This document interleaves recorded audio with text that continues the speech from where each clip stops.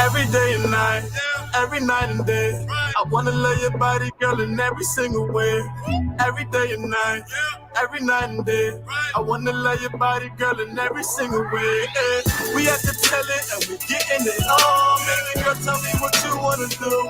Yeah, like we can stuff on the bed, bath and beyond. Baby girl, tell me what you into. Yeah. Cause every day and night and day, I wanna love your body, girl, in every single way. Every day and night and day, I wanna love your body, girl, in every single way. Forever, my lady, like Jodeci. You see your body keep controlling me, and I'm trying to get it popping like it's ecstasy. But your body should stay close to me. We gon' get it poppin', and soaking wet up around. Got your girls, man, they all upset. Where you at? Where you been spending time? Got a man, I always hit you up, but you not around. I be your not a man, I'll hit you up on the phone. I'm head down to pick you up, baby girl, when you all alone. I wanna call you up, but I can't do that shit. Come over here, baby, you the one I'm rolling with. You the one I'm fooling with. I spend the hours, 1,000 flowers, and tuna fish. Baby girl, you the only one.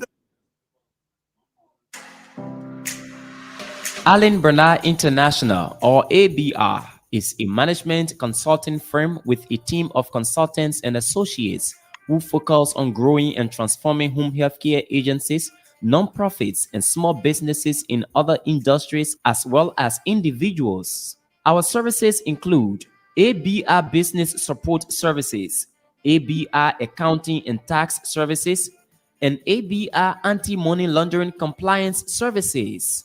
At ABR, we bring to each assignment dedication and commitment, experience and skills, performance-based process, integrated solution teams, and client relations. For more inquiries on our services, call phone number 469-378-3955. That's Allen Bernard International, or ABR, transforming business through ideas. Don't sleep, go. When you talk durable, environmental friendly, and an all-weather surface smoothener, the only name that comes to mind is Zize Quality Paints. Zize Quality Paints come in all color and is produced in the USA. You don't have to worry anymore, because with Zize Quality Paints, you can change from oil to water-based paint with no damage to your wall or surface. And also, Zize Paint doesn't peel your wall. The good news is we can customize your paint based on your preference.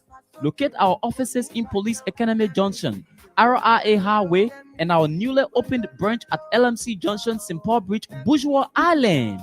For the first of its kind in Liberia, Zize Quality Group of Companies Incorporated introduces the Painter Referral Cash Commission. Professional painters can earn referral cash commission ranging from $5 United States dollars to $375 United States dollars when your client buy minimum total sale value greater than or equal to $200 United States dollars per transaction. This offer runs from September 5th, 2022 to December 31st, 2022. Interested professional painters can contact any of our Zize Quality Paint store locations. This is our way of appreciating our valued professional painters for their support and continuous commitment to doing business with us. The qualification is just simple. You must be a professional painter. Referral cash commission is based on per transaction and not on accumulated purchases. For more information, call phone numbers 0777 366 142 or 0555 386 177. Zize Quality Paints, give your property a shine. Let me see you.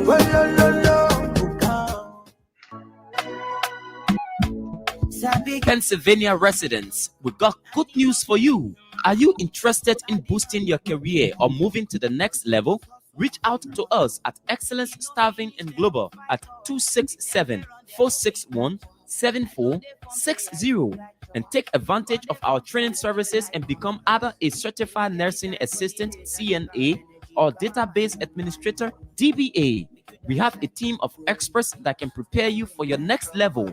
Register now or call 267-461-7460 and get a 25% discount with promo code ESG2022 for our certified nursing assistant training or our database administrator training. Registration ends on December 31, 2022. Training cost is absolutely affordable. It's excellence staffing and global, powering workforce with excellence. Remember to call us now at 267 461 7460.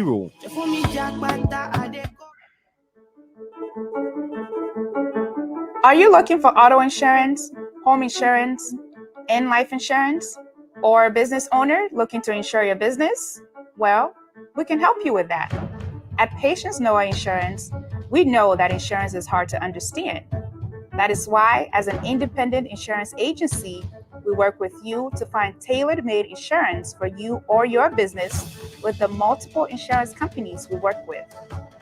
Whether you are looking for general liability, professional liability, workers' compensation, business auto, trucking insurance, personal auto insurance, home insurance, or life insurance, we are here for you to help you find coverage that fits your needs and your budget.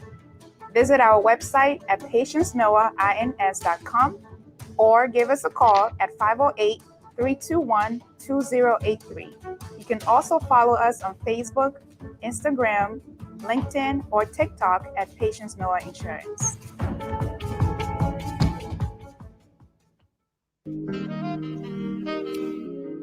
Are you in search of a credible, trustworthy, and professional real estate company? Well, your answer is yes. Realty Liberia Corporation is a solution to all your real estate needs. They provide real estate management, broker the sale or purchase of real properties, facilitate real property rental arrangements. They do property appraisals and title searches. Their effective and competent U.S. trained team boasts of over 30 years of experience working in the residential and commercial real estate space of America. They are a 100% Liberian-owned company located ideally on 4th Street Sinker in the Oregon compound.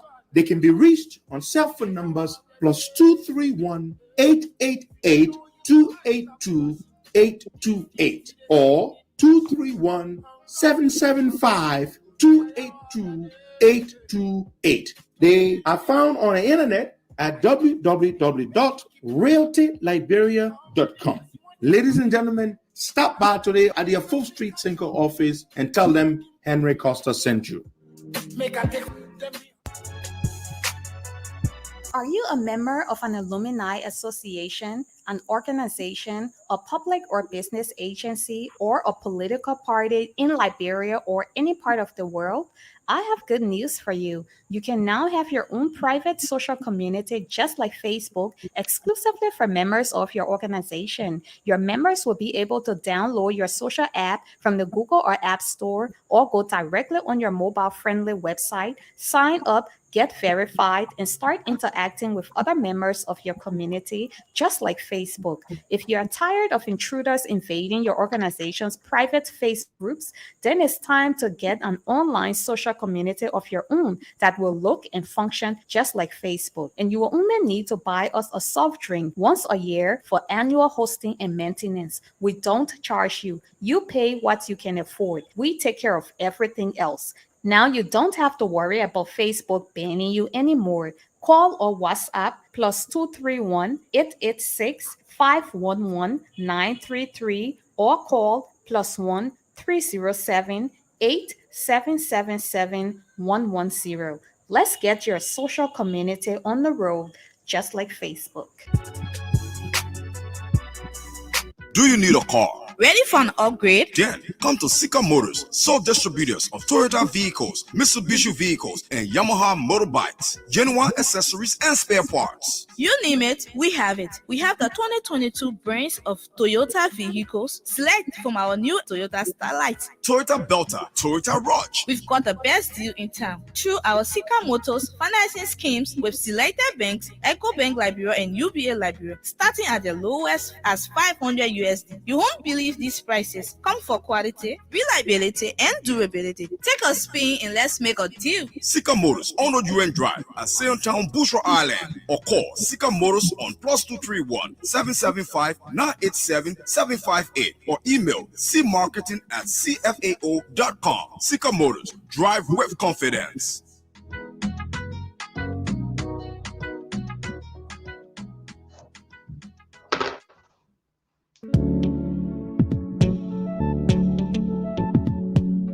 We all know the headache we go through sending money to our loved ones, friends, and family in Liberia.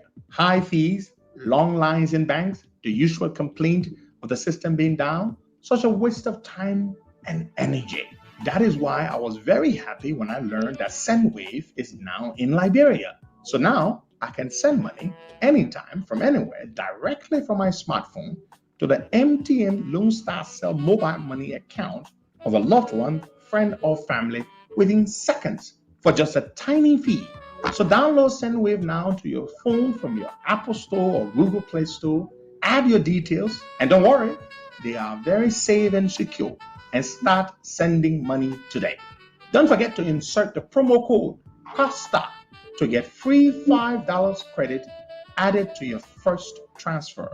SendWave is secure, super fast, and by far the most affordable way to send money to Liberia. I'm Henry P. Costa and a very happy customer. Thank you.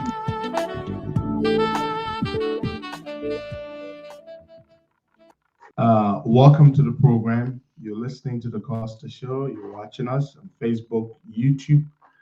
You're listening to us via radio in Liberia, Bushra Radio 98.1. You're also listening to us on the website, TuneIn, MyTuner, and across 7 different platforms. We're very glad to be here. Today is Thursday, the first day of December 2022, the very last month in the year 2022. Exactly 29 days from today, we will be in Liberia. Yes, 29 days from today, I will lead a delegation of 15 individuals, myself included, of course, and we will be in Liberia. The first of my first trip back home in the last 2 years. I'm excited. I'm looking forward to it. December 30th. We can't wait to see you all. Good morning, Waka. Good morning, Costa, and good morning to our many listeners. You know, when we started the year of 2022, folks, let me just say from 2017, folks thought that such a year shouldn't have, we couldn't be here. Things are just going to remain the same as it is. But now, we are climaxing 2022 and getting into 2023. Yeah. All of the ups and downs, people come down on us, you know, closing our radio station. We went through a lot of difficulties since 2017, but we've got above. Our heads are up, our hearts are clean. We'll keep pushing for the better of Liberia. Yep. That's exactly what we're doing, folks. That's exactly what we're doing. December 30th, we will be in town. It's going to be a beautiful day. I can't wait to touch Liberian soil once again. It's been a long time, and I'm very excited. Our people are very excited. I see the COP Youth Wing and other members of the COP and just about all of our people up and you know, out and about and whipping up that momentum. Our people are going to be going from radio station to radio station. Yes, people do know that we're coming, but we have to spread the word to people as far as possible and as much as possible. And they will be coming out there in the communities as well. They're already doing that. Spread the word that we're coming. You know, over the weekend, I visited my community that I grew up in. That's the Jacobstown Amagashi community. So, folks, the young boys were like, I mean, the t-shirt, we need to go and welcome the hero. Make sure when there's any t-shirt or any other thing, just include us to A because we can't wait for him to arrive. I was like, once there is anything, I will make sure you guys are involved. But the Well, momentum is high. People having, your team having started hitting the airway yet, but everybody know already that you will be in Liberia on December 30th, and that's a good thing. It's like, yes, a new beginning. we're looking forward to it. Baka, thanks for sharing that, and I look forward to seeing those brothers and sisters of mine from Jacobtown. Um, so yesterday, Baka, the Saudis, was it yesterday? When was it? Was it the day before? The Saudis donated to us 50 metric tons of of dates. Dates. Baka, have you had dates before? I've eaten date, the fruit, that fruit which is like one of the national fruits from Saudi Arabia, not just Saudi Arabia, the Arab world. Uh, have you had date before? Have you eaten some before? Yeah, we normally eat it during the fast moon. For I us, know. in Islam, we call it tamalo. Yep. They said the Prophet Muhammad ate it quite a lot, right? Yeah, that's what normally we break fast with. It's To good be that honest, yeah, it's advisable that you break fast with it during the to holy be moon. honest, I love date, and it's very. But you see, the point about it is that I don't eat much of it. I like it, for example. So say like right now, my appetite is all worked up for it, right? But the moment I've had a few of it, I'm done. But I really, really like it. But the moment I've had a few dates, I'm okay. So the Saudis have donated, yeah, in the Gulf, of course, it's very popular. It's kind of hard to eat to eat a lot of it. That's the point Mhm. about it. You can't eat too much of it, Buck. I don't know Yeah. whether the case is different with you, but for me, I really do like it, but I can't eat much of it. So they've donated 50 metric tons to Liberia. Yeah, and of course that's diplomacy, right? The Saudis. When does the fasting period begin? Okay. Well, it don't have a specific month. Probably it may be in March this year. Yeah, I So the think either dates, March. wait, wait, wait. So the dates that the Saudis have given to us. So I thought it was going to be largely given to our Muslim brothers and sisters who will be fasting.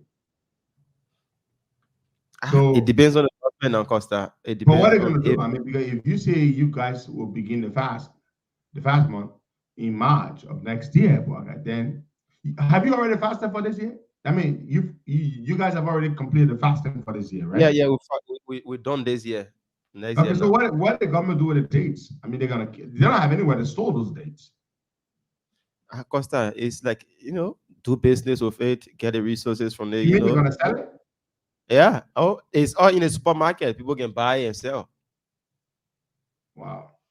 But Because anyway, you thanks to the can store Saudis. it from now till next, me say the next fast period. No. Or probably they will give it to people from the Islamic community to My share. man, It will still be all on the market. no bloggers ain't got nowhere to store that. And they're gonna just sell it, boy. That's what they're gonna do. They're gonna sell it. So George Weah, while he was in Doha, Qatar, he met with Lashmi Mittal. Lashmi Mittal is the founder of Mittal Steel or Asila Mittal. And of course, Asila Mittal has not been happy with the government at all concerning its concession agreement, particularly the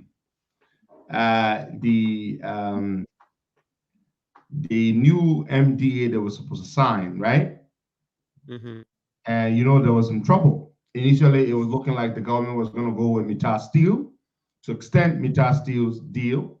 Then the government capitulated, and they started talking with. They started dealing with what's the other company name, Baka? What's that company name we've been talking about? Yeah. I'm just From forgetting that Guinea. name right now. Yeah. But so we are met with Lakshmi Mittal, the CEO of Mittal Steel. I don't know whether he still is the CEO of Mittal Steel. But I met in Doha, Qatar, and apparently the guy knew I was there. He tried to meet him, and they met up, and they're trying to resolve the so-called outstanding issues relating to the new Mittal Steel deal. And so we have proceeded after the meeting on Tuesday, the 29th of November. He set up a committee, a so-called special presidential committee. And this committee is headed HPX. That's the name of the company, HPX. Yeah. That's the company that gave them the bribe money. That's the company that brought the bribe money all the way from Guinea, $10 million in pickup duffel bags. That's the company, HPX. Because HPS does not want a mining license in Liberia. HPS is not interested in doing iron ore mining in Liberia at all. All HPX wants is to have exclusive right to the rail so that they can make a lot of money from it. That's what HPX wants, exactly. So that was a sticky issue. And ArcelorMittal has exclusive right to the rail because they were the ones that invested all the money to rehabilitate the rail. And ArcelorMittal even said, look, if you extend our MDA, we're prepared to give up our exclusive right over the rail. We will share the use of the rail, but of course the government said no. HPS brought some bribe money where his folks took the money and they capitulated on the ArcelorMittal deal and they started fooling around. So we has now proceeded to set up this committee, so-called special presidential committee that's been tasked with resolving the outstanding issues in order to conclude with this ArcelorMittal deal. D. Maxwell Kimaya, who is with George Weah all over the place, they're traveling around the world, is supposed to be on the committee. He will be the chairman of the committee. Emmanuel Shaw, advisor to the president, one of the oldest crooks Liberia has ever known, is on the committee as a member. Archibald Bernard is also on the committee, legal advisor to the president, and he will be the secretary to the committee. And so this committee has been tasked to go and resolve all the outstanding issues with the ArcelorMittal deal, as if to say they do not know what these issues are, Buckeye. You know, they know what the issues are. The issues are they were going to sign a deal with ArcelorMittal, Buckeye. We all know. Yeah. The moment HPS came and brought some bribe money, Buckeye, the government somersaulted overnight. And they said, no, we're not going to sign the deal anymore. And so the whole thing just was left hanging. And the government proceeded to conclude the HPS deal. And the point was, Buckeye, how can the government take the rail that HPS, ArcelorMittal still has exclusive right? Buckeye, I own a piece of land. I have not built a structure on the land. You come to me and say, look, Mr. Costa, I want to lease your land. I said, okay, Mr. Kamara, this is my land. We negotiated a deal for 25 years. You pay the lease. Part of the deal is that you build a structure on the land. You build a structure. The deal says that the structure you will build with your money on that land for 25 years, you, Mr. Kamara, will have exclusive right to that structure because you know what? You, Mr. Kamara, were the one that built the structure with your money. That is the deal with ArcelorMittal. The rail was damaged during the war. We damaged the rail. ArcelorMittal came. They negotiated a deal. They said, okay, we will fix the rail. They fixed the rail. They said they spent hundreds of millions of dollars. Does it make sense? It does make sense. They fixed the rail. The deal says that until the ArcelorMittal deal is expired, ArcelorMittal has exclusive right to the rail. It doesn't mean nobody else can use the rail. No, that's not what it means. It means that they get to control the rail. Is it ridiculous? Does it not make sense? It does make sense. I built the damn rail. I get to control the rail. Until my deal is expired, I get to control the rail. I built a house on your land, Mr. Costa. You say that to me, Buckeye. So you're not going to come and take the house while I still have 5 years left or 7 years left on the deal. Then you want to take the house and rent the house to another company? And give it to another person. No, you can't. You can't. This is exactly what the government did with the ArcelorMittal deal. Now, I said to the government, we all said the same thing. If you don't want to extend ArcelorMittal's concession agreement, you don't want to give them a new deal, it's okay. But it is 100% okay. If you don't want to give ArcelorMittal an extended deal, fair enough, it makes sense. But you have no right, no authority whatsoever to try to lease out to mortgage out ArcelorMittal's exclusive right to the rail that they spend hundreds of millions of dollars to rehabilitate. Boy, you don't do that. What message do you send to other investors? Boga leased this property for 25 years. He built a structure on this property costing millions of dollars. Then I get up one morning and I go and strike a deal with another person to try to lease the same house to that person, the house that Boga built. Even if I still have time left. Boga has 7 more years left. 7 more years left on the deal. Then I go and strike a deal with another company because the company came and offered me money, cash money up front when I was in a jam. Okay, that's not how it's civilized. You see, people talk about investors. Who's going to come to a stupid country like this? Eh? A country where you have a concession agreement. You've got 9 more years left on the deal, which is what ArcelorMittal has left on their original deal. Then you go and you sign an agreement with another company to take the rail and give it to them? What? Then you set up a stupid committee talking about, the committee is a special presidential committee to resolve the outstanding issues. Do you not know what the outstanding issues are? Headed by Maswa Kimaya, like you tax with another investigation up to now. Yeah, up to now, there hasn't been nothing. Where are the results? Where are the fundings from the passport issue? Nothing. Baka, nothing. Baka, let me tell you something. There is something called security of tenure. I'm not a lawyer. I'm not a contract expert or a corporate expert or whatever. But security of tenure, it means, when somebody signs a contract with you, that contract is law. That contract is sacred. You must respect that contract. Security of tenure means my tenure, the period that I have here, it must be secure. Investors, that's one of the key things to look for. Will I have security of tenure if I went to Liberia? Do you think when they look at the situation with ArcelorMittal, do you think anybody is going to want to come to Liberia to invest in a country where the government disrespect the contracts they sign with you? No.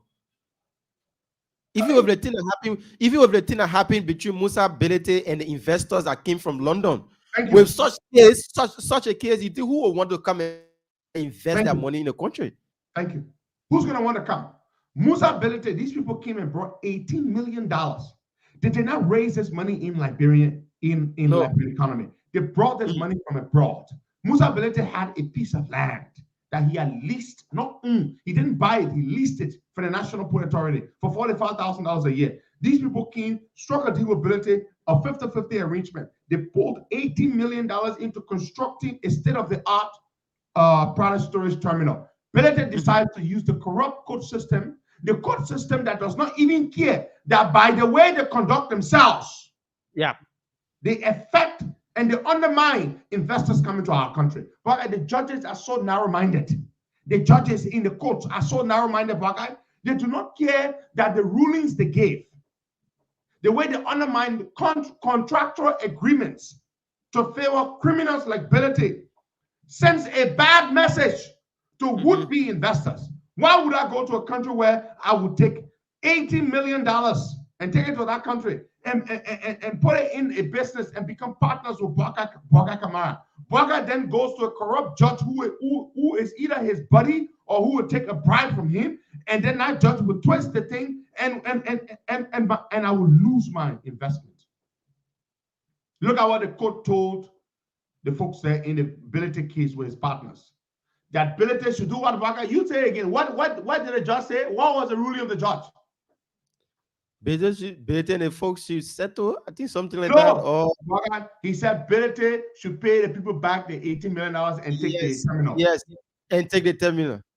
Well, but the $1 or $2 million, where Belete going to get that money from? Where Belete going to get $18 million from?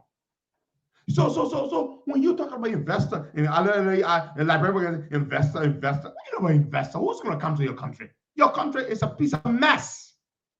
Liberia is a damn mess. Nobody respects Liberia. Your laws do not work.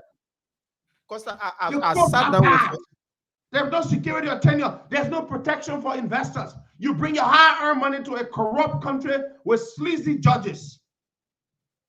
Who's going to come there? Then we are talking about setting up a special presidential committee to look into the issues about ArcelorMittal. When they see Sanama Swan Georgia is the one that brought the $10 million bribe from Guinea. They brought it to him. HPS brought the bribe money. Then he's talking about he doesn't know the issues. He knows the issues. He was involved. George Weah was involved. He's the one that brought the money for. That's why I always tell people, when you have money, I tell people all the time. Just this weekend, I was in California, and you know, and this guy was talking about, you know, Liberia maybe is a place to do something. I said, no, don't do anything in Liberia. I tell people all the time, don't do anything in Liberia. I say this to Liberians, I say this to foreign people. Do not go to Liberia to do any investment until we have a decent government, because you're dealing with criminals in Liberia. You're about to say something, Bwaka. Then you sit there telling Mittal, one of the richest men in the world. He's telling the men talking about, I set up a special. Look, I guess look at this idiot. Look at this idiot looking at me and telling me he's going to set up a special presidential committee headed by D. Massa Kimaya. Look at D. Massa Kimaya. This man who ran away from allegedly from a sexual harassment case here in America. This is the foreign minister. This is the man that he's going to set up a special presidential committee to look into the issue when we are the one that brought the bribe money for. He told his people to play the crooked G with ArcelorMittal. Oh man, Bwaka talk, yeah. Yeah, on the issue about the seminar, you know, I sat with an importer, and the person said, "You think that terminal that the government turned over to Musa is because of Musa appeal and whatsoever? It's because the government is getting a percentage from everything that is coming from that particular terminal." Samuel Tue, that was when Maggie was there, they signed an agreement with Musa Hassan Belete that, and then this is, if you're taking 5% of the few of if we're getting 5% of everything that comes from that terminal, the government will take the 2.5%. The Musa and his company will take 2.5%. So, Bwaka, you are incorrect. It is not the government. It is the crooks in the government. They're not taking out money from the government. That's the government. Hold on, Bwaka. Hold on. What you're saying is true. They struck a deal with Musa Belete. That's why the government protects Musa Belete to crook its investors, right? Yeah. Musa Belete illegally operates this tank farm when the court has said the tank farm should not be operated until the case is resolved. So they made a deal with Belete. All the petroleum products that are stored in that tank, in that terminal, Belete gives them a cut. Belete gives them a cut. But the cut that I'm talking about is it doesn't go into government account. That's the point I'm trying to make. You are right, but don't say the government. The money does not go to government. Some of the money goes to the people you naming. It does not go to the government. It does not go into the government's account. That's the only point of correction I'm trying to make. But go on. That's what they do. So all of these things, Costa, if all of these things are happening, you think a sensible or a sound-minded investor that want to invest in a country that doesn't have stable electricity, corruption, bad justice system, lack of security, no road connectivity, narrow-minded, you know, a lot of characters, you know, attached to our country. You think a serious-minded business person will come and invest? No. Because first of all, the government isn't ready yet. How can you empower a Mele Maswe Kimaya to hear a committee to investigate or to come up with? But let me ask you a question. How would this guy, Lakshmi Mittal, the CEO of ArcelorMittal, the largest steel company in the world, how would he even, what level of confidence would Maxwell Kimaya give him? Maxwell Kimaya, a runaway, a runaway from the U.S. justice system. Because he sexually assaulted a woman. So he ran away. He can't even come to America except on a special terms. This is the man who presides over the selling of Liberian passports as foreign minister.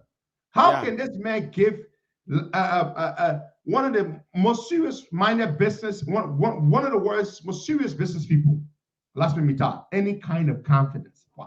You please tell me. Up to now, Kimaya, that idiot with a mouth looking at duck-billed platypus, is yet to tell us what happened to the diplomatic passports. That is the man that's supposed to exude confidence in a serious businessman. Kimaya. Whenever he asks for 1 week, it becomes 2-3 months. Then when he comes again, when the 2-3 months expire, then he will come again and ask for another more 2-3 weeks. Up to now, Master Kimaya looks so unkempt. So I saw a picture of him. He looks so dirty, nasty guy. I saw a picture of him sitting there with George Weah. They're meeting the Prince Albert of Monaco. That's where George Weah is now, boy. He's going for a forum, sports something, so a sports forum. I mean, what kind of nonsense is this? We went to Monaco. So I see George Weah sitting in a room with Prince Albert of Monaco. And Maxwell Kimaya is sitting there. Maxwell Kimaya is wearing a pair of Ferragamo shoes. What look like a pair of Ferragamo shoes, black shoes. He's wearing black suit. And Maxwell Kimaya has on a pair of white socks. Now, folks, I'm not going to sit here and say I'm a connoisseur or I'm some kind of stylist or a fashion designer or something. But Maxwell Kimaya is wearing a pair of black suits, a black suit, right? White shirt. And then he's wearing black shoes, a black pair of Ferragamo shoes, right? The shoes are nice. But then he's wearing, what's with the white socks? Why is he wearing white socks with black suit and black shoes? Was he trying to match the white shirt under the black suit? Who told you when you wear a white shirt, you have to wear a white pair of socks? Maxwell Kimaya is sitting there. Look, I have the picture here. I will post it later on. And I'm looking at Maxwell Kimaya. He's wearing white socks with black shoes and black suit. He's in a business attire. This is a business suit. And he's wearing white socks. I'm like, what? White socks? Maxwell Kimaya. Then somebody needs to tell George Weah, whenever you sit, you're wearing a suit. You have your jacket on. Whenever you sit, unbutton the thing. Mr. Weah doesn't know that. Mr. Weah sits there and it's like his button wants to break loose and jump out. Unbutton the suit. Mr. Weah, unbutton it. The one that, because when you wear a suit, it's a 2-button suit, which is the most popular suit, right? And you sit. Whenever you sit, Mr. President, that one button that you have, please unbutton it. That's what people do. Whenever you wake up, you stand up. But look, when you walk into a room where you see a group of men wearing suits, the moment they sit at the table or they sit wherever, they unbutton the suit. The moment they stand up, you see all of them buttoning their suit.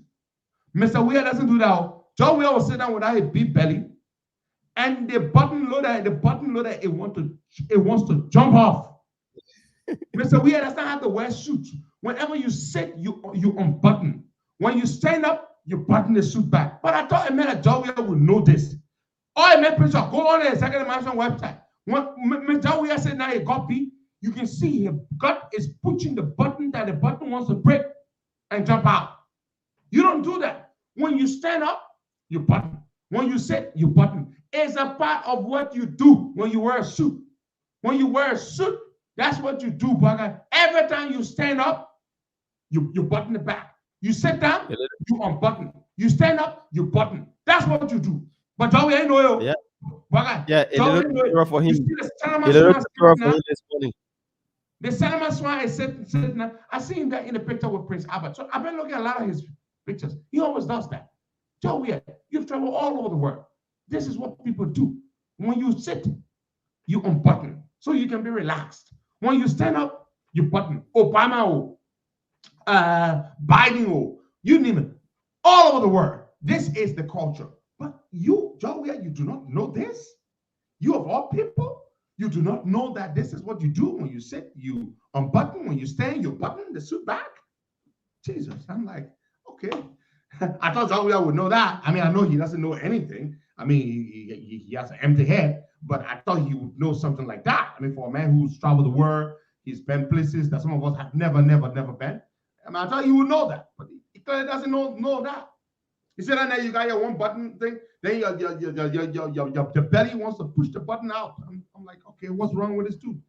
Then he's in a picture with an emir in Doha, Qatar, somewhere. Okay, listen, they posted a picture on the Executive Mansion website. I have the picture here. Okay, I have the picture. I'm sending you the picture right now.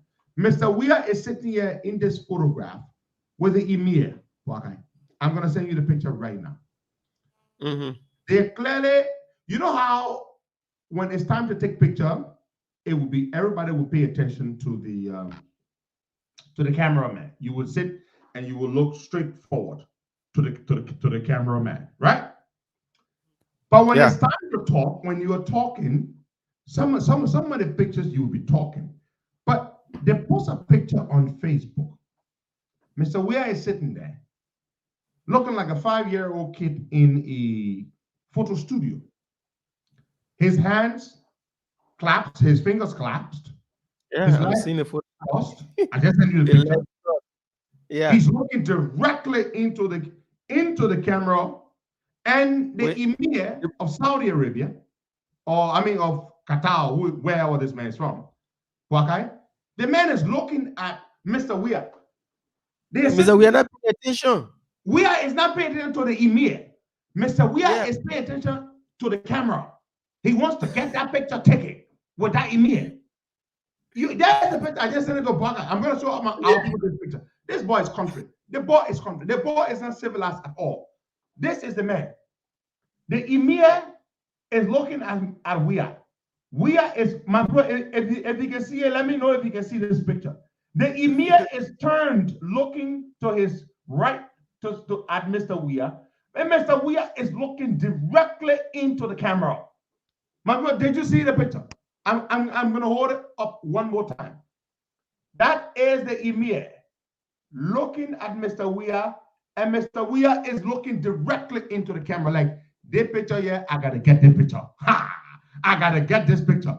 I'm got to, look, the boy is sitting there for a photo.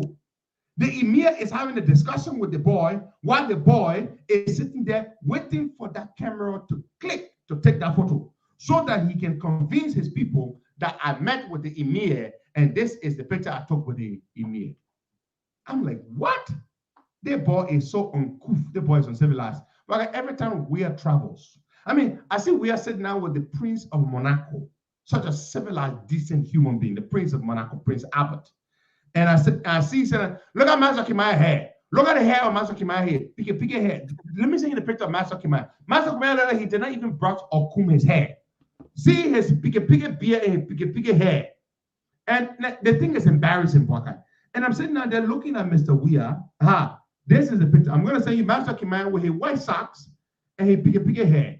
And I'm looking at these people, Bwaka, and I'm saying to myself, these are the people who are going abroad and representing our country. Once upon a time, Bwaka, I just sent you those pictures. Once upon a time, Liberia have better leaders. Look at Master Kimai. Look at his beard. Master Kimai looks like he has not. Look at Master Kimai, folks. Look at his white socks.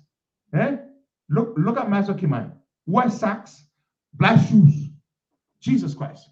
And I'm saying to myself, these people must be looking at these idiots and be like, look at these heathens. Look, man, the thing is embarrassing. It is embarrassing that these people represent us. That these are the people who go abroad to represent our country. Once upon a time, we had decent people, sophisticated people, people who knew how to dress, people who knew etiquette, people who had the mannerisms, people who could speak well, people who made sense. Today, we have an idiot, a dummy for a president, and a bunch of jokers, his cohorts around him. It is embarrassing. If it does not embarrass you, then something must be wrong with you. But it does embarrass me because these people represent us. You have a George Weir sitting out there with the Prince of Monaco, Prince Albert. Master Kimaya wear pick hair and white socks. I mean, who wears a black suit? Huh? A business suit with a white pair of socks. Hey man. Then you see his hair look like he never even brushed his hair. The beard. Why is he keeping his beard like a Rastafarian? Have you seen the beard of a Rastafarian? They never comb it. It's never neat. It's always picky. Like you see, it looks like a Sahara desert. You know, when the brush is growing in the Sahara desert, right? So it's sparse. It's not together. It's just sparse, like the grass or the cactus or whatever growing in the Sahara desert. Then you see Finabono. She looks like the woman devil. Have you seen the woman devil? You see the picture of the woman devil? The woman devil can wear the scoopy. Finabono dresses like the woman devil. Oh my God. Liberia has fallen so low. The president sitting in a photo, like when you tell him somebody, please hurry up, all I think talking, I get time, boy. Exactly. The pictures I just sent you. And these are the pictures they post on Facebook. When they go to represent us, to embarrass us around the world, they post these pictures on Facebook. We are sitting with the emir, a serious-minded man who decides to give some of his time. More than likely, they press the man for that meeting. And instead of we are looking towards the man, and having a meeting with the gentleman, we are especially looking into the camera to make sure his picture is taken. Yeah, that's it. That is the country we have today, folks. It is so sad, extremely sad. If it does not bother you, then something is wrong with you. Yeah, Finabono dresses like the country devil. You've seen the woman devil? The woman devil. What's the name for it? The people have a name. Finabono looks like the woman devil. You see, there's this picture of her. And she will wear, look, here's another thing, Baka. It's okay when she wears these African attires with these all psychedelic colors, right? That don't really match. That don't befit the event. But then why does she wear the sneakers, the Scoopy? Why does she wear Scoopy? You know, I mean, the Scoopy just throws everything off when Finabono wears the Scoopy.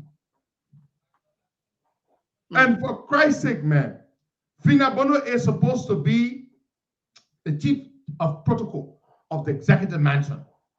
And the chief of protocol doesn't know how to dress. Huh? And part of the chief of protocol is one of the most visible persons within the proximity of the president. That person has to always look good. Because you're seeing them a lot. She's all over in front of the camera. Every picture we are taking, Finabono has to be there. So you see her everywhere. And look at the way she dresses. Huh? The Scoopy. The Scoopy is the one that gets to me. Why does he have to wear Scoopy every time? Huh? The Scoopy. Who told Finabono it's okay to wear Scoopy every time? Huh? The other day she was wearing what? Was it Louis Vuitton or Gucci Scoopy? Something she was wearing. Look, I swear to God, these people are country. Country mean native. Country mean you can be whatever you can be. Country, you don't know nothing.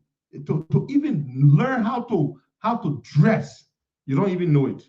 It is a terrible, terrible embarrassment. Let's move on to something else here, folks. The Liberty Party. The Liberty Party. The Liberty Party. Yesterday, Musa Belete was handed down a humiliating rejection by the Supreme Court, Justice in Chamber, D. Yusuf Kabah. Yusuf Kabah said to Belete, so Musa Belete had gone to the Supreme Court, right? We all know that. Belete went to the Supreme Court to pray the Supreme Court to issue him he went to petition the Supreme Court. Yeah, this is dated November 30th. Okay. Musa Belete went to the Supreme Court to pray the Supreme Court to issue a petition to squash or to stop the ongoing process, quasi-judicial process at the NEC. You all know Belete tried to get the case against him at NEC dropped. The hearing officer ruled against Musa Bility that the case will proceed. Bility went to the full bench of the Board of Commissioners. The Board of Commissioners squashed Bility's petition and ordered the hearing officer to resume jurisdiction and continue with the hearing. Bility didn't like that. Bility proceeded to the Supreme Court to get the Supreme Court to stop the hearing, and the Supreme Court said no. The Elections Commission is the one body in the country that has the jurisdiction over the affairs of all political parties in Liberia, or of political parties in the country.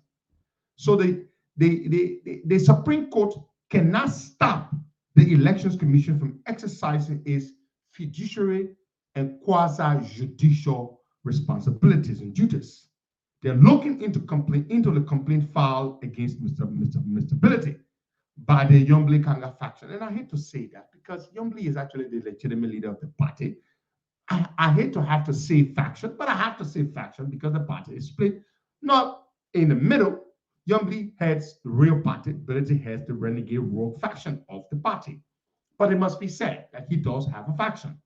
So the Supreme Court, Bility went to petition the Justice in Chamber, D. Yusuf Kabal. And this was issued under the signature of Councillor Sam Mamulu, the clerk of the Supreme Court. And I'm going to read it. Office of the Clerk, Supreme Court of the Republic of Liberia, Temple of Justice, Monrovia, Liberia, November 30th, 2022, which was yesterday. Honorable Debbie Etta Brown Lansana, chairperson, is addressed to her. National Elections Commission, 9th Street, Cinco, Monrovia, Liberia. Dear Honorable Brown Lansana, INRI, Liberty Party, by and through its national chairman, Mr. Musa Hassan Bility of the city of Monrovia, Liberia, petitioner. He petitioned the court versus the National Elections Commission, Senator Yombli Kanga, Lawrence, and Emmanuel Azango, all of the city of Monrovia, Liberia, respondents. Petition for a rate of prohibition. What Bility was trying to do, Bility was trying to get a rate to prohibit the ongoing investigation or hearing into his criminality. He was trying to do that. Let me read further. By directive of His Honor, Yusuf D. Kabal, Associate Justice presiding in Chambers, you are hereby mandated to resume jurisdiction and proceed in keeping with law, as the Justice in Chamber has declined to issue the writ prayed for by the petitioner. The Justice said, no, I'm not going to grant Musa Bility this rate of prohibition, so I am ordering you to resume jurisdiction in keeping with law and continue looking into Musa Bility's criminality. Meanwhile, the stay order of November 22nd, 2022 is ordered lifted.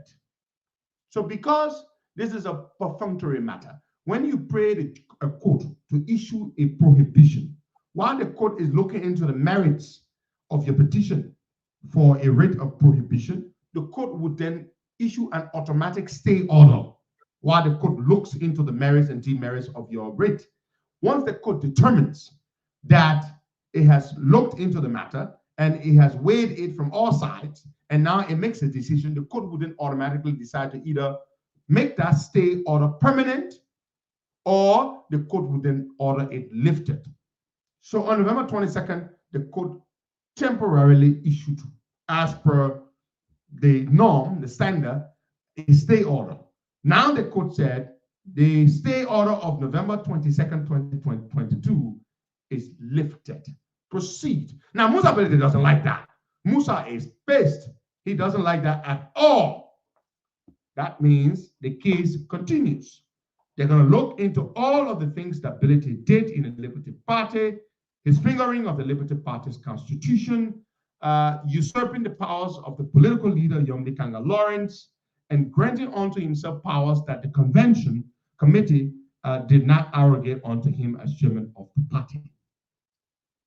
So that is the situation. Bility is not a very happy man right now. For some reason, the Elections Commission seems to have turned against Bility. They don't seem to be dancing to his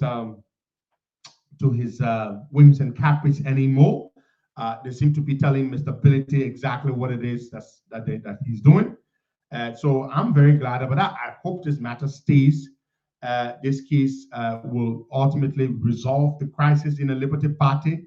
I hope that is what will ultimately happen. You're listening to the Costa Show.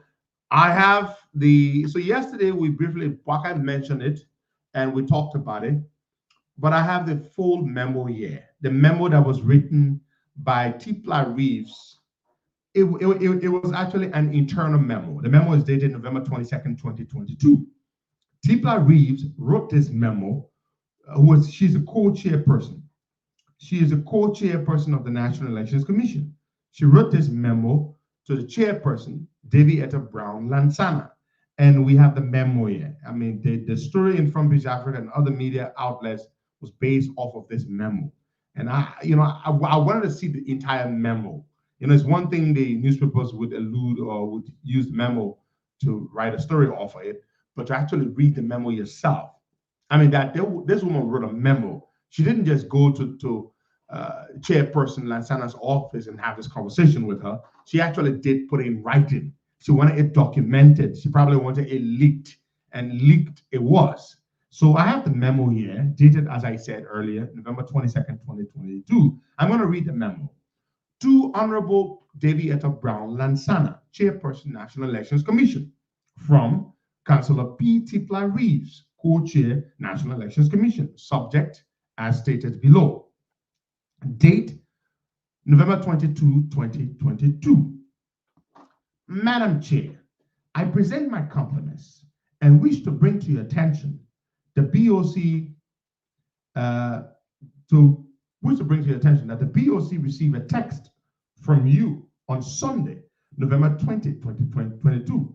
The BOC is the Board of Commissioners.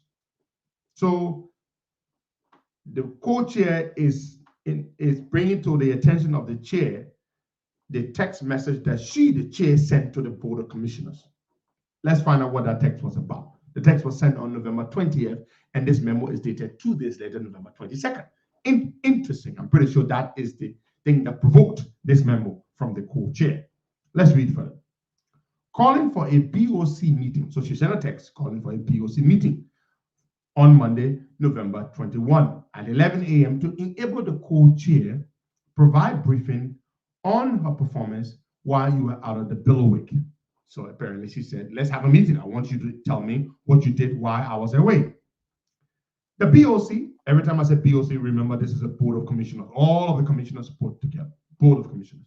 The BOC convened as requested, and a performance report was given to members of the BOC during the meeting. After the presentation of the report, you ask whether or not any member of the board had any additional information. When no one responded, the meeting was adjourned with a prayer. See attached copy of performance report marked as Exhibit C1. On November 10, 2022, the BOC met in a plenary session after reading the agenda for the meeting. You ask whether anyone had any issue to add to the agenda. Commissioner Bangba or Bangwe requested that the BVR procurement, this is the biometric voter registration procurement, it should be added on the agenda. During the BVR agenda item discussion, you informed members of the Board of Commissioners that you were recusing yourself from any BOC decision to select a vendor for the BVR process because you were the head of the procurement committee. So she said she was recusing herself. She said she was no longer going to be involved with procurement. All right, that is interesting. So she did say this.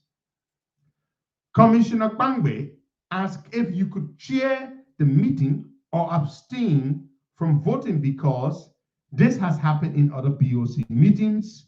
Then you inform the BOC that you would not preside. Fantastic. I asked whether you could write and empower or instruct me to preside over the BVR deliberation. This is a biometric voter registration thing. You refused and decided to leave the meeting and inform the Board of Commissioners to decide on the matter if they so desired. You also emphasized that the Secretary of the Board of Commissioners must make sure that the records carried that you were recusing from the procurement process. See attached copy of BOC meeting minutes dated November 10, 2022, marked as Exhibit C2. Further, on November 12, 2022, I received a WhatsApp message from you, not in the BOC chat room, but in your personal WhatsApp box, indicating that, quote, will be out of country as of today, unquote. You continued further that, quote, I have recused myself from a BOC decision to select a vendor from the remaining 4 vendors of the BVR equipment procurement process as we discussed in the BOC meeting.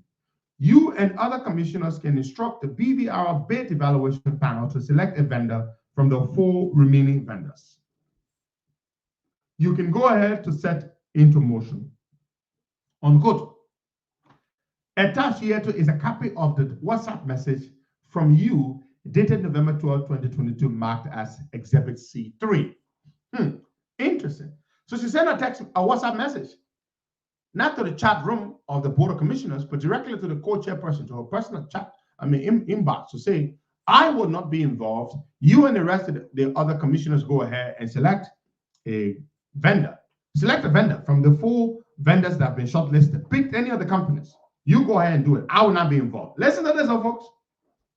Madam Chair, based on your instruction as indicated in your WhatsApp message dated November 12, 2022, informing me that you would be out of the bailiwick. When they say bailiwick, this is the word that the terminology lawyers like to use. Bailiwick means out of the country, the territory of the country, the bailiwick. That you would be out of the bailiwick in this context, the country.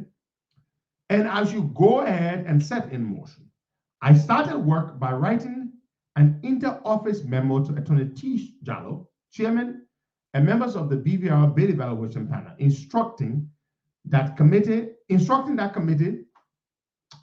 quote, review and select the most responsive bidder amongst the remaining 4 vendors as recommended by the BPCC, unquote. So after she told the people, go ahead and I will be out of the country, go ahead and select a vendor from the 4 bidders, the 4 vendors that we now have, the short list of 4, go ahead and select one of them. So the co-chairperson proceeded to instruct Mr. T. Jallo, who was the chair of the evaluation committee, look, go ahead and start this work, and we want to make a determination on who the vendor is. On November 16, 2022, Attorney T. Jallo and his committee came back and selected a vendor, Laxton, without following the instructions as instructed in my communication to them. They selected Laxton. They didn't follow the instruction that was given to them by the acting chairperson of the commission. They didn't follow the instruction. Interesting.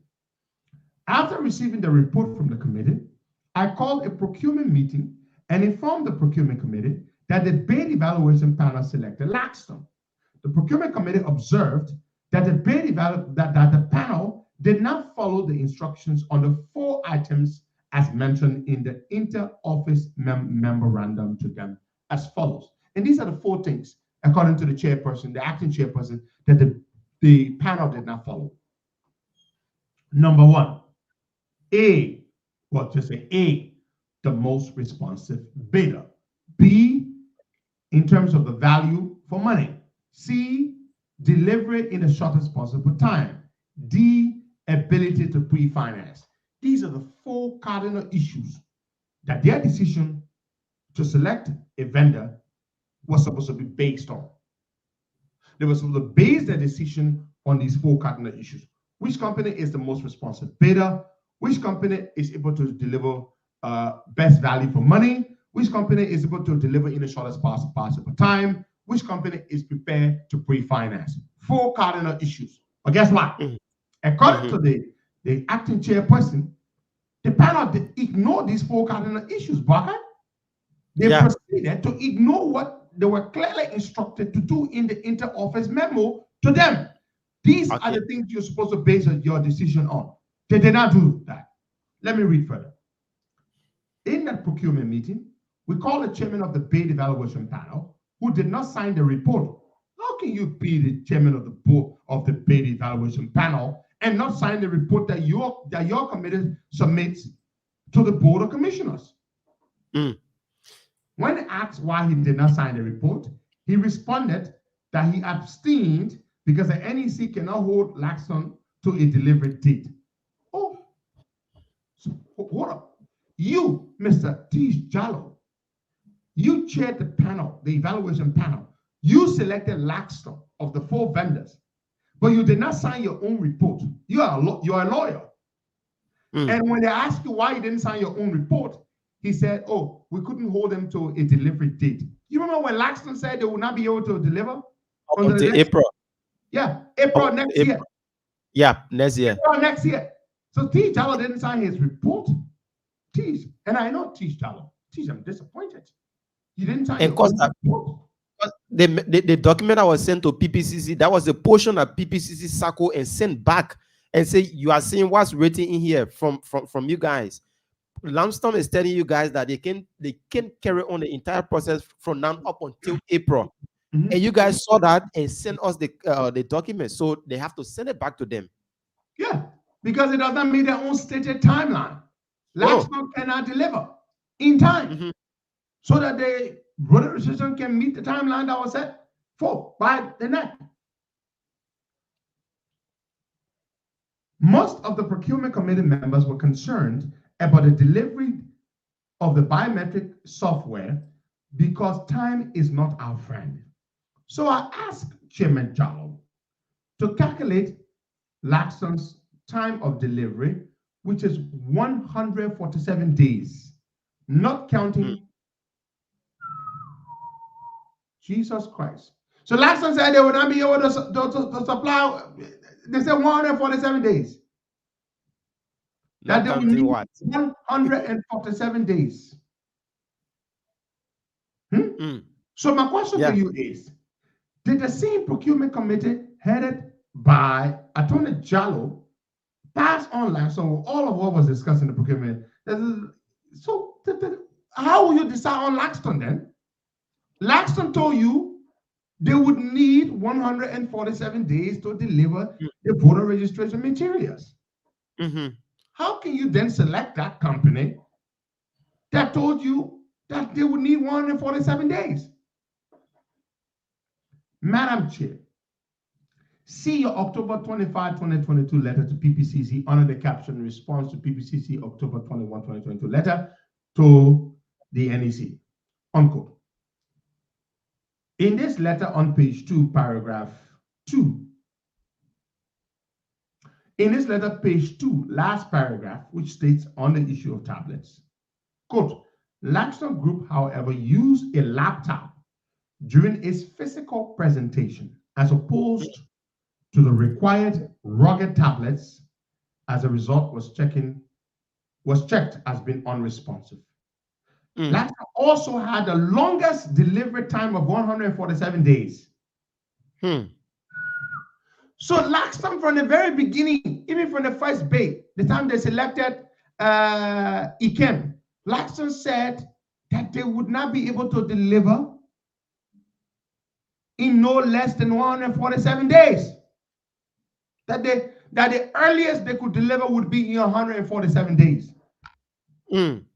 Laxton also failed to do their presentation on a rugged tablet because that's what they're going to use in the field. Laptops are fragile. Laptops are fragile. You can't take them out in the field, but they will break. But they need these military-looking rugged laptops that they use in the outdoors. Tablets. Tablets, I'm sorry. They need these tablets that, they can slip and fall from you and, they wouldn't crack. They would still be able to function. They're rugged. They can stand the outdoor terrain. And yet they selected the bidder that was unresponsive.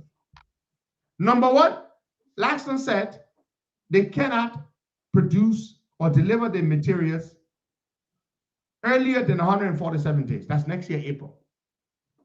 Number two, Laxton did not do their presentation on a tablet as required. They did it on a laptop. So what went into the decision to select a bidder, a vendor that does not meet the cardinal requirements? Please tell me what went into that. Costa is all about, like we keep saying here, all of these things that are happening is a planned thing. They are trying to delay the process up until later on they can come Clearly, up. that is what they're doing, That is exactly what they're doing. Yeah. What later on they come up to our international partner and telling that, we try all possible means in going about doing the biometric process, but things ain't working. So it's better go the normal way that we've been going. And that's what I want to do. They want to retain the ORM system, the old system that we've been using. That's what Josh Weir wants. So his folks are doing it like the way he wants it. And we are sitting and looking at it. So we have a situation where the folks have selected a bidder, a vendor in Laxon Group that did not meet the requirements. The presentation was done on a laptop as opposed to a rugged tablet to withstand the rigors of the outdoor terrain. That's one. Number two, the time frame. The time frame, the delivery time, 147 days. 147 days, that's 4 months. 4 or 5 months. 4 months. Yeah. And so now, in our 4 or 5 months, we are not counting the training and even starting the process. That's just the delivery time. So they could be doing training while they're waiting for delivery at the same time. They could be doing both. But the point is, it would affect the voter registration timetable that NEC has set forth. It would affect it very badly, It would affect it. You said voter registration would begin on the 15th of December. Today is December the 1st. We left 14 more days. Do you think that in 2 weeks' time, when we have not even selected a vendor, my people, the whole country is sitting down watching. The Elections Commission is messing the entire election timetable, and the whole country is sitting now watching it. The whole country is sitting now watching them, that they can't even settle on a vendor to award the contract to. The whole country is just watching. Liberia is an interesting country, We are watching the Elections Commission blunder right before our eyes. And absolutely nothing is being done about it. And we are sitting out there, 2023, let's come in.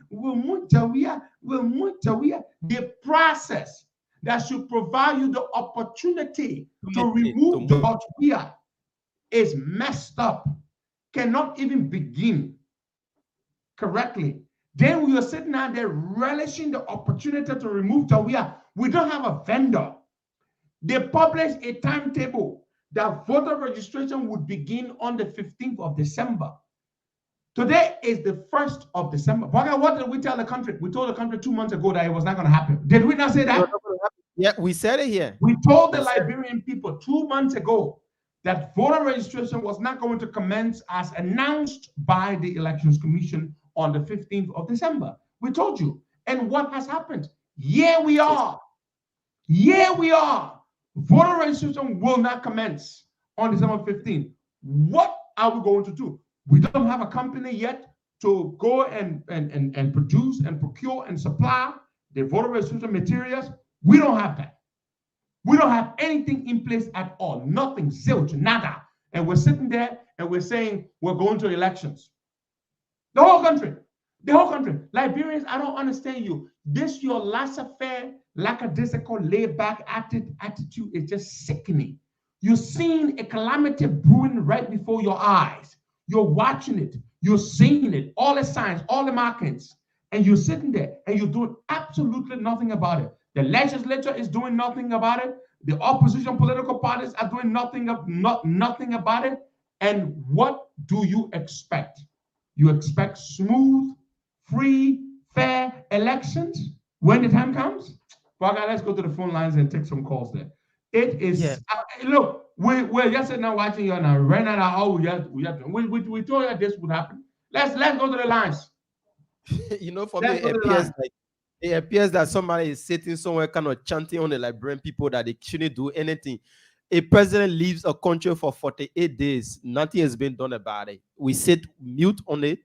And now all of these things are happening at NEC. We sit mute on it. It's like somebody is playing with something somewhere and just, you know, making the Liberian people weak about everything. Yeah. Yeah. No, nobody's playing with anything. It's just us Liberian people. It's just us. We don't care. These things don't bother us. You know, we don't care. Nothing bothers us. We don't care. Let's go to the lines. Yeah. All right. 0770. We don't have a vendor. We do not have a vendor. Voter registration, the whole election, the whole calendar, it has been messed up. Last week, was it last week or this week? Last week, the former chair of the Elections Commission, Councillor James Furmoya, wrote an open letter in which he called for Davy Etta Brown Lansana to step down as chairperson of the NEC. Councillor James Furmoya could not be more right. He could not be more, his call for her to step down could not be more legitimate. This woman is a disaster. The Elections Commission is incompetent. We're heading for trouble. Baga, let's go to the lines and take some calls. Today is the 1st of December. You do not as yet have a vendor. The vendor you selected, the vendor told you that their earliest delivery date is 5 months from now. They told you that. 5 months from now would be in April of next year.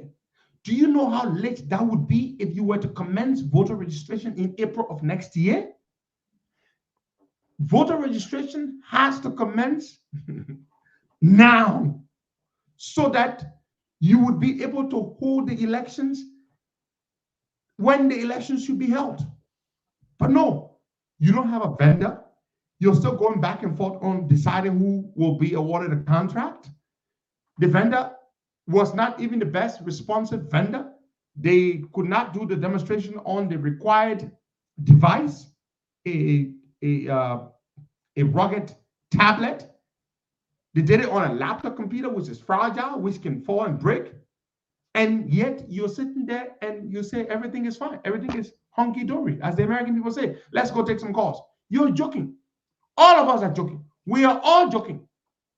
The opposition leader, all right, the folks, we're all joking. We're all unserious people. That's what we are. Every one of us. We're joking. 0770 102 102 86 010 555 102 102. The WhatsApp number is +231 888 624171. Keep your calls coming in, and you will be live with us here on the Costa Morning Show.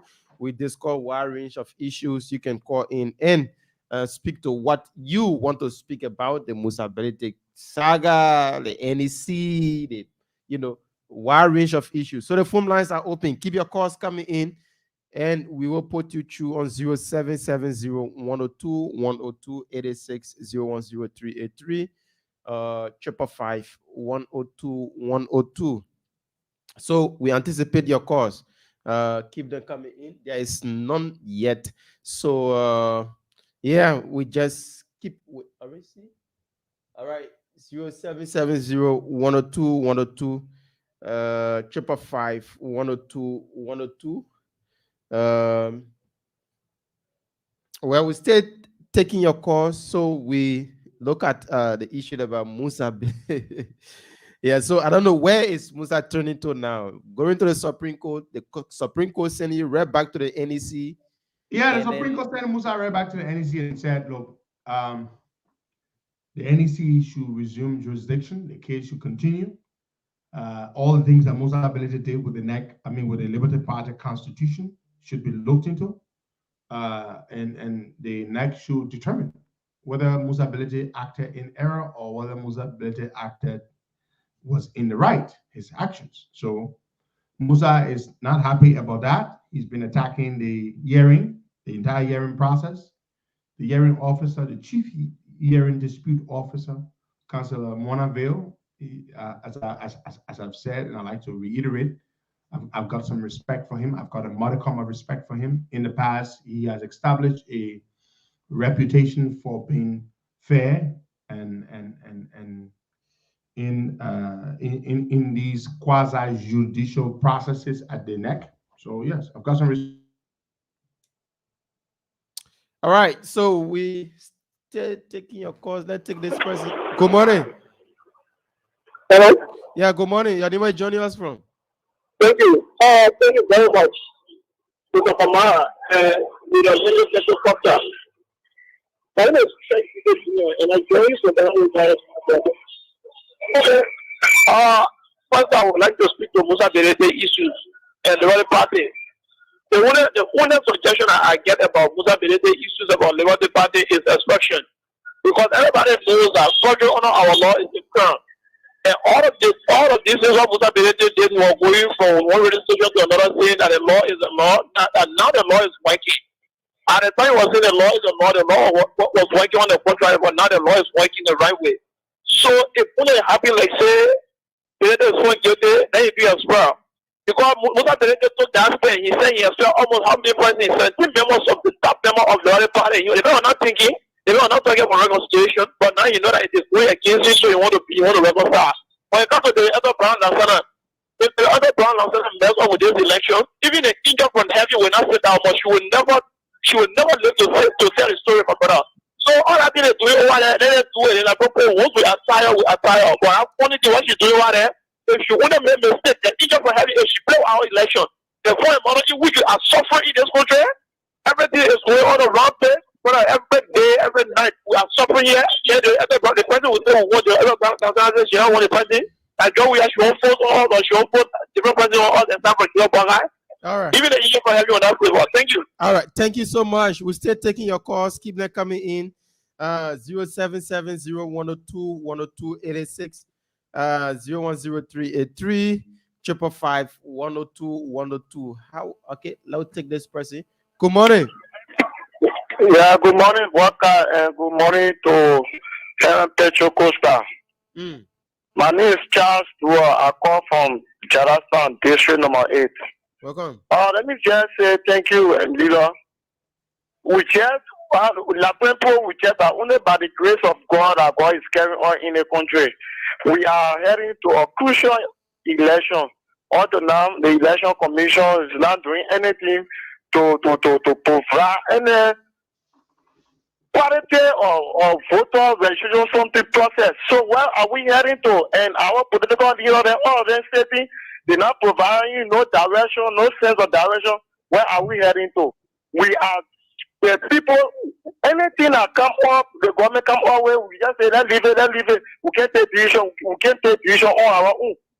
Can you imagine what we're heading to? We are heading to a serious trouble. Okay. 2023 coming, so we'll be setting the information, the poster on the 15th of December. Today, the 1st of December, where are we heading to? The election commission just doing anything what they fit to do. They go censor that something happening. So we'll say that again. The process being manipulated, the political leaders not doing anything to. Okay, my brother, thank you. Bogart, thank you. Okay. Bogart. Thank you. Let's take Noah.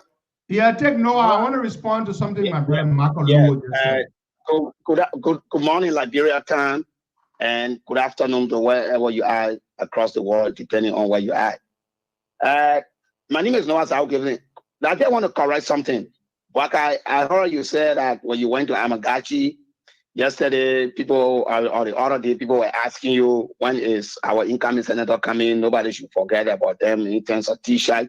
And then you went on by saying that just imagine mobilization have not started on radio and things. Look, let me tell you. No, I've been working in Nairobi. You said it out of ignorance because you didn't know. But mobilization has started. Right now, as I'm speaking to you, I'm on my way to school campuses, which I have been the whole week. I know for me, I've been doing my one-man thing just as I did for Dylan.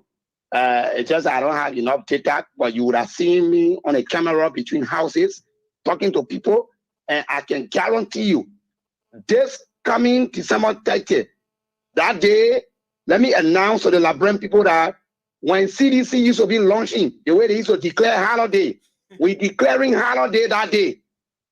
When I'm saying declaring holiday, not that incoming Senator Costa is a violator of the law or he wants to behave like the president of Liberia. No.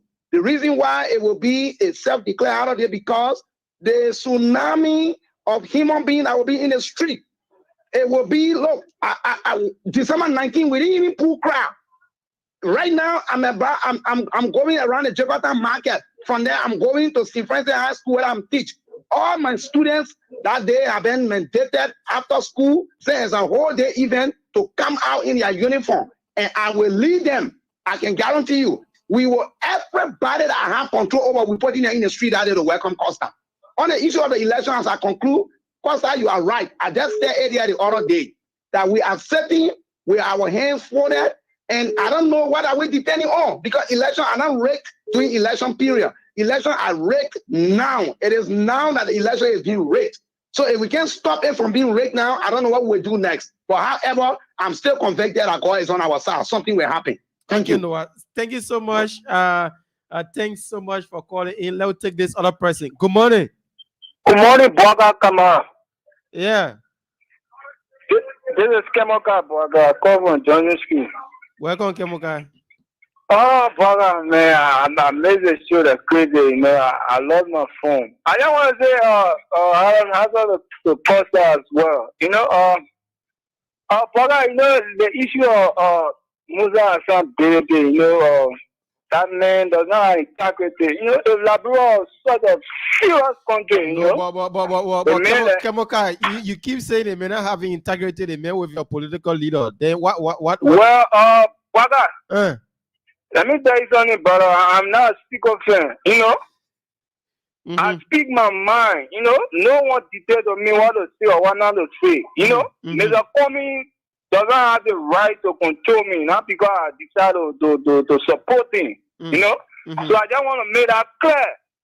You know, the man, Mr. Benete, I think that man should be in jail by now because that man who owed the country a huge amount of money. That even if it will start to take many things, that money will not even be paid now. And on the issue of that woman, the other last night, you know, because to be honest with you, it's not what you do that matter, because there's a motive behind it. But on this session of pulling and walling contract doing the, you know, it's a plan. Because the people do not want the particular biometric system to be in place. That's why they are doing this, because it being in place, they will not get job reaction to steal the election. Well, but I got come in. Let me conclude, Bwaga. To conclude, you know, Bwaga, you know, this woman already brought family name to radical. She robbed her entire family name in the mud. There's no way the woman will get a serious position in the country again. Think about the time, Bwaga. Kemokai. Yeah. But man, you answer my question. I asked you a very simple question. You keep talking about Musa Benete, integrity, and blah blah blah. I asked, but he's kind of supporting your political leader. What? Yeah, but the man already said it, Bwaga. Don't push the man. Question. I told you that Mr. Comey doesn't have the right to control me. Not because I respect the man. Yeah. You know, I speak my mind on issue as I see it. I respect you for that. Bwaga, thank you, Kemo. Look, let me tell you something. What's our brother name again? Kemokai. Kemokai, I respect you. You support Mr. Cummings, and there's absolutely nothing wrong with supporting Mr. Cummings, right? But at the same time, Bwaga, he's telling you that while he supports Mr. Cummings, he thinks Benete is a criminal. And he tells you that Mr. Cummings does not control his thoughts.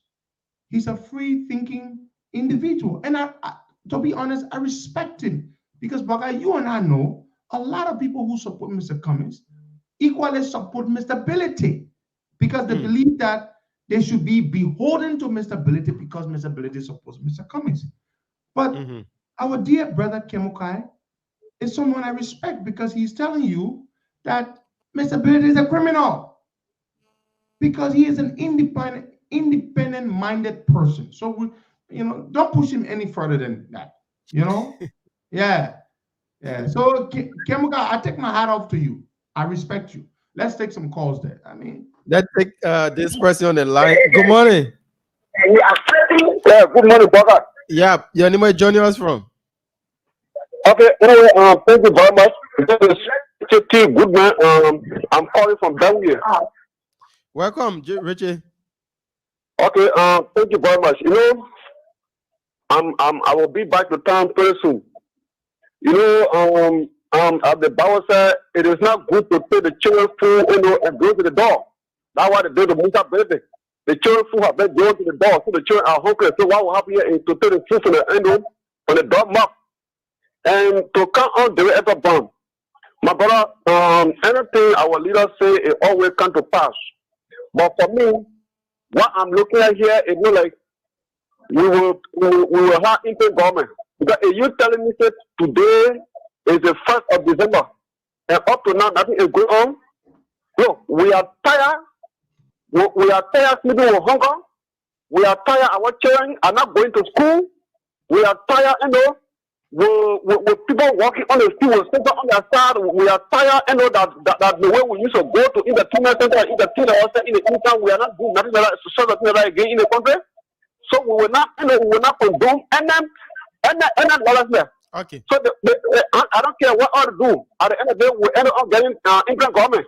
But this government will not stay in power. Thank you very much. God bless you. Thank you so much for your contribution. We're still taking calls. Now take this other person here. Good morning. Good morning.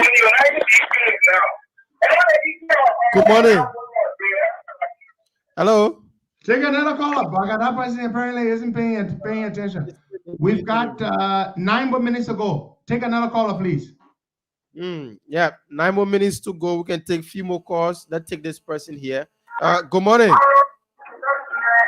Morning, Braga. Let me say good morning to our leader, our hero, the mayor of Can and replace the GB Senator 2023 leader, Henry Pedro Costa. Morning, leader. Morning, Stephen Bernard, the GB Senator. My name is Stephen S. Bonai. I'm calling from Johnsonville. Look, leader, let me tell you something. The momentum is building. I alone, I can leave off 1,000 miles from Johnsonville to the Rabo International Airport. But the issue, leader, you are coming and the head of Brown Laksana Mobi making sure to work in the interest of the Liberian people.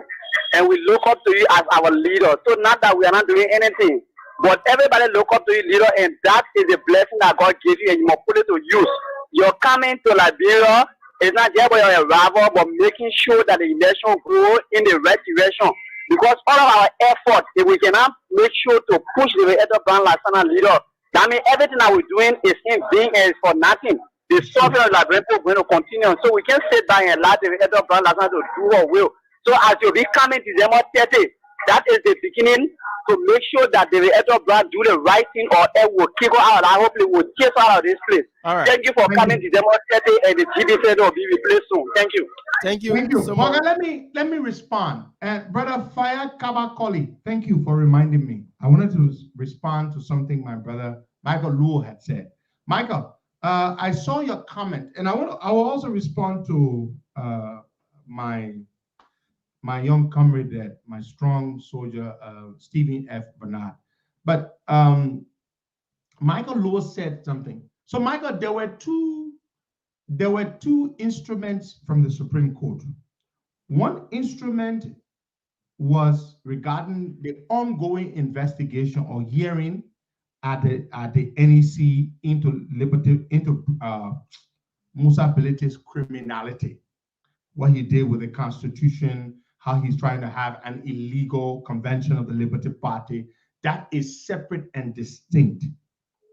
In that one, the the Supreme Court has said the hearing officer may resume jurisdiction and continue with that hearing.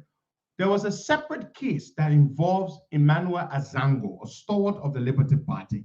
He brought a complaint against Musa Bilite. That complaint was being looked into by the NEC.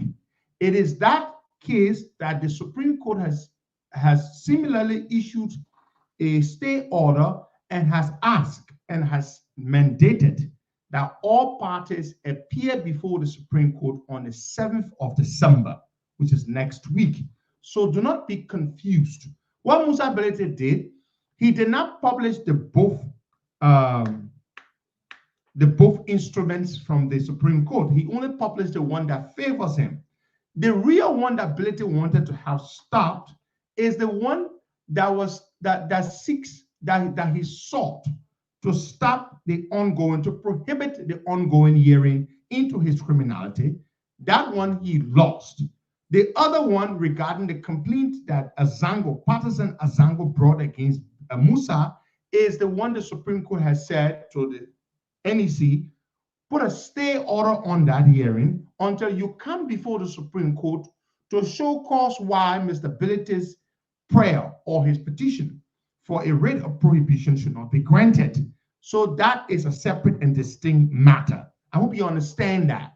So there are two separate and distinct matters here. One is regarding the ongoing investigation or hearing into Ability's shenanigans and his criminality, his altering of the Constitution of the Liberty Party to arrogate unto himself powers that the convention committee did not arrogate or allot to the chairman of the party. That's a separate issue. That is the more relevant matter, if you ask me. The other matter regarding the complaint, which is important, of course, but not as important as the one that they brought against Musa, is from partisan Azango. So Ability only told you about one. He did not tell you about the other one, which is the mean one. So I just thought you need to understand that. So there are two separate issues. Now, on the issue, the concern expressed by my, indefatigable Stephen F. Bernard. Stephen, you do strike very good points. We are coming to Liberia on December 30th. We're not coming for vacation. We're coming home. I'm done with school. I've got my master's degree. It's all about coming home and trying to put my foot down, get to work, and stuff like this. This is not a merry-making thing. So having said that, I agree with you that part of the reason we're coming, it cannot just be about coming to this expectedly, euphoric and rousing reception that we're going to be given. And we're coming to try to ensure that we put our foot down and work with our people to put fire on these people's backs. So if we have to do that, we will do that. We must do that. So yes, I agree with you. This situation at the neck, which we had predicted would persist, and persisted it has, we have to do something about it, because we can't just be talking about it. We've been talking about the issue at the neck for months, and it does not seem to be changing. Yeah, we are saddled with incompetent and corrupt individuals running the Elections Commission whose actions clearly jeopardize and undermine the electoral process. We're all sitting out here excited that we're going to have an opportunity to remove George Weah democratically in 2023. But the process that should facilitate that democratic process, that democratic opportunity for us to remove George Weah, this process has been undermined. It has been jeopardized. And so we cannot sit down here and allow these individuals to hijack our democratic process and ultimately disenfranchise us. So we're going to do something about that. I want you to know that when we get on the ground, we will assess the situation and we will ensure that this nonsense stops. These people must select a competent vendor that can procure and supply the materials in time so that the voter registration can happen, so that we will be able to have the election when we should have the elections. So yes, we have that under serious advisement, and we're going to be taking a decision on it when we come. Because all of what we're doing, all of the efforts we're making, Mr. Weah leaves the country and goes abroad for months. He doesn't care. He's mindless, he's clueless. Did you see the picture Ali Silla posted? Ali Silla is, I believe, our chargé d'affaires at the Liberian consulate or Liberian mission in Qatar, Doha, Qatar. Mm-hmm. Ali Silla posted a picture on Facebook. It's one thing we see George Weah at the stadium watching these World Cup games when he should be back home running the country, but to see him on a football pitch, practicing football, playing football with these former phenomenal football stars, is further insult to us that our president is the only president the only president in Qatar, enjoy himself while the country is going down, going downhill. Everything is a mess. It's sad.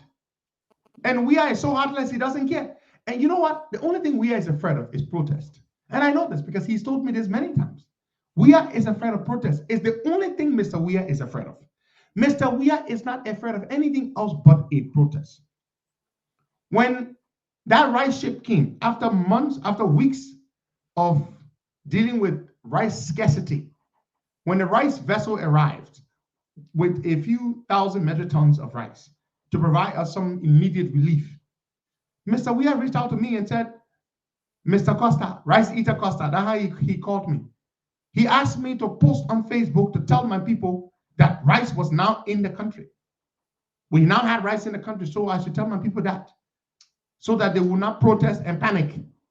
You see what he's concerned? Protest is what he's afraid of. And I know this because he tells me this, because he shows it to not just me, but you all know. But privately, he's told me. He's afraid. He was afraid that there would have been a protest over the rice issue. The moment the rice vessel came, he came to my inbox and called me Rice Eater Costa. I just laughed about it. And he said, my man, we got rice in the country now. Tell people, say we got rice in the country. That's so funny. He said, it's a responsibility to your audience. Of course. What did we do? Did we not tell people there was some rice in the country? We did, right? Yeah, we did. We told the people there was some rice in the country. So I know what Mr. Weah is afraid of. Mr. Weah is not afraid of press conferences. Mr. Weah is not afraid of feeble, toothless speeches. What Mr. Weah is afraid of, he's afraid of the protest. That is what gets Mr. Weah worked up. That is what frightens Mr. Weah. That's the one thing he's afraid of. He's not afraid of anything at all. So you sit down there and you'll be thinking when you issue press releases, Mr. Weah is going to be afraid of you. Mr. Weah is not going to be afraid of you. Mr. Weah is a heartless man. He's convinced that you are stupid, you the people. He's convinced that no matter how he treats you, you are going to be voting for him again. That's what he's convinced of. He's convinced of that. So nothing you say will bother you. The only thing Weah is afraid of is protest. And the only people that have proven to Mr. Weah that they can frighten Mr. Weah, that's us. We are the only ones he's afraid of when it comes to protest. Mr. Weah is the guy who you tell him something is happening, the house is burning. He's not going to be bothered. He's not going to be bothered by that because Mr. Weah is unaware. A leader has to have what they call situational awareness. Mr. Weah does not have situational awareness. The house is burning. There's no rice in the country. Mr. Weah came back and said it's a lie. There was rice in the country. Mr. Weah is dangerously unaware. Mr. Weah is dangerously ignorant. That is terrible for a leader to be dangerously ignorant. It's the only thing. So my people, we are the only people Weah is afraid. We are the only people Weah is afraid of. We can put thousands of people on the streets in no time. Mr. Weah is afraid of that because he knows people are angry and people are hurt. So he's afraid that they could chase him out of the country. If I were in Liberia, while Weah is out of the country for 48 days, trust me, if we had said to Mr. Weah, come back home or we will ensure that your government is chased out of this town, Mr. Weah would have run back home. Mr. Weah is not afraid of all the other people that will issue statements. With all due respect to Joe Parker and Cummings and all of them, Mr. Weah is not afraid of you when you issue statements. He doesn't care. It doesn't bother him. But the moment Mr. Weah hears that you are going to be protesting,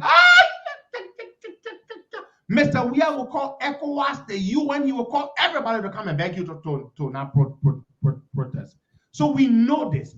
So the weapon we have is the one weapon Weah is afraid of. He's afraid of us putting thousands and thousands of people in the streets of Monrovia. That's it. And we can do that. Mr. Weah is not afraid of Joseph Boakai. Who told you about this? The only thing he's afraid of Joseph Boakai for, that Boakai will beat him at the ballot box. But as far as getting on the streets, putting people on the streets, you know that Joe Boakai will not put people on the streets. Mr. Weah is convinced that Cummings will not put people on the streets Mr. Weir is convinced that Joe Bugger will not put people on the street. He knows Joe Bugger is not a man to call a protest. That's not Joe Bugger's area. He knows that communists is not able to put people on the street. They will not do that. The only people he's afraid of, the Council of Patriots. We have done it 2 times. It shook the government. Mr. Weir was afraid. Didn't Mr. Weir tell the people, me and my government will leave here. When trouble comes, we'll go abroad. Now you don't want to be in the trouble. Mr. Weir is afraid of us. So when we come to the country, you will see all this nonsense Mr. Weir is doing. You will see. We come into Liberia December 30th. Mr. Weir will see whether Mr. Weir will be able to leave the country and go sit down abroad forever. Whether David Etta Brown and Sana, that nonsense he's doing that place. Let them wait. Let come to the country. We sat down abroad. We called protest to go rescue Justina Tiller. You saw what happened. It was not planned. It was spontaneous. Over 1,000 people show up. Let's come to Liberia and let Mr. Weir be playing Yankan. Let David Etta and Sana Brown be playing Yankan. You will know. Mr. Weir not afraid of people. Mr. Weir is not afraid of Youngley. He's not afraid of Joe Bugger. He's not afraid. He's only afraid of Bugger because Bugger he fears that Bugger can beat him at the polls. But until that time, nothing about Bugger that fears him. Bugger gives a press conference. He doesn't fear Mr. Weir. Doesn't bother Mr. Weir. The only thing Mr. Weir is afraid of is a protest. Bugger, let's take 2 more calls and we'll call it a day. 2 more calls. All right. That's the only thing we are afraid of. And we're coming. All right, Zero, let's take this person here. Good morning. Good morning, brother. Yeah. Your name, where you calling from?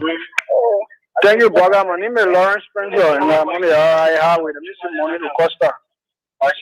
Yeah, you know, I mean, brother, since the NEC business started, Costa very recently issue. I'm somehow disappointed in the opposition community because the Costa keep saying if we join with this thing, they will humble the election. They will seriously humble the election, and I mean, people raising the opposition adding it does not concern them. We cannot remove Joe Weir if the horse that is responsible for election is behaving very laughable. So I expect, the opposition to come together on this particular subject matter now to see how best we can get involved. Because the other Brown Lasana has nothing to lose. It will concern the general interest of the Liberian people. All right. So, yeah, thank you, Bogga. All right. We are coming, man. People, we are coming. We are coming to Liberia. Y'all will see. Whether the other Brown Lasana will be sitting down there and be playing Yankan with the election being up to now. Election ain't got no hair, no tail. Let's take 1 more call, 2 more calls at Bogga. We'll call it a day. All right. 0770 102 102 886 010383. Take this person. Good morning. Hello. We'll call a nationwide protest. That the it's nonsense. Welcome. Thank you very much. What I want to say this morning, I want to speak about the Liberty Party case in court. You know, there is something that we are missing out here. There was 2 communication issued by the Supreme Court, and the first one was rejected against her disability, and the second one, they instructed the NEC to proceed all of the documents they had in their possession to the Supreme Court. So that means that the hearing at NEC will be paused until the Supreme Court can come up with a final ruling. But people are not talking about that. Only the other one that was rejected by Mr. Ability. And I think it is unfair against the Liberian people. Thank you very much. Okay. Our last caller. Is that my GM brother and one of my militants, Siliki Kuman, I just called? Yeah. The man are ANC man, so he always support Musa. Unlike Yamukai, who supports ANC but does not support Musa, Siliki Ba Mapingin, I don't know what to do, but I'm Mapingin. I love it, Benny. But Siliki, you know very well as I do, that Musa Belede lost in the main case that the one Musa Belede lost. What Musa Belede wanted was the Supreme Court to prohibit the ongoing hearing, to stop the ongoing hearing into his criminality. Supreme Court said no. On the other issue with the Emmanuel Zango case, the Supreme Court said put a stay order until the matter is brought before us so we can look into it and we can show cause why we should not grant Musa Bilete the rate of prohibition. So Bilete went for two separate things. He lost one, which is a mean one. That's the one he lost, which means the hearing officer will continue the hearing at the neck against Musa, and they will expose Musa's criminality. Okay, one last caller, and we'll call it a day. One last caller. Right. You think we'll be in like, bro, Joe, we'll be doing it. Okay, 48 days go, bro. I was doing like, bro, 48 days. You were going to show you come out. Okay, that person isn't ready yet. Let me tell you something, Baga, don't take no more call. Let me just tell you something. Baga, you think me, Pedro, in Liberia, Joe, y'all lead the country for 48 days? Then everybody crying, you think Pedro will be in Liberia? Joe, we will take that he said that, and go abroad. Take 1.5 million and go abroad for 48 days. 48 days he will be abroad enjoying himself from one place to another place. No. If we were in Liberia, we will not do that nonsense. Because we'll just call for nationwide protest for the Middle East power. Now, the men will quite sure you will come right back. But we are knows that nobody else will do that. We are knows that nobody else will do that. Nobody else is brave enough. Nobody else has the influence with the people enough to do that. That's the reason we can do it. When we are made in time, you think we will do that, Yanka? No disrespect to the other people, but we are knows. He knows. They say raccoon no we're gonna treat a clear ball. That knows ain't doing. He goes stay for 48 days, spending all that money, all the mess going on. If we were in Liberia, that bugger not come back. That bugger not come back to Liberia if we were there. If we were there, if any call a trace shot, you will get some stupid excuse that you have to return home. Because you will be abroad, will call for nationwide protest for the government to move from power. That all would do. Simple. The government should step down. Nationwide protest. You think that thing that because we are knows that the people in that bureau will not do it. The other people will not call protest, and the citizens only come out when the people they trust call them out. So we'll see. December 30th, we are coming. The book can follow everybody. They only follow certain people. December 30th, we are coming to town. All right, folks. Take care. Bye-bye.